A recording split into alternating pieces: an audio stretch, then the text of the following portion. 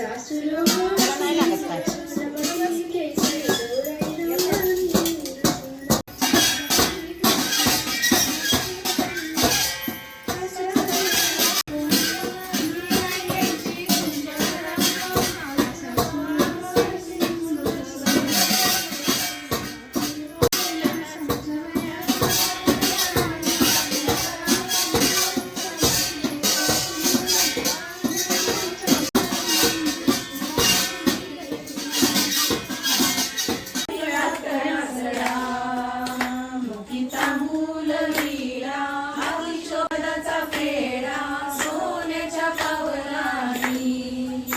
महालक्ष्मी आली ओवाळीते कापुराने महालक्ष्मी आली ओवाळीते कापुराने.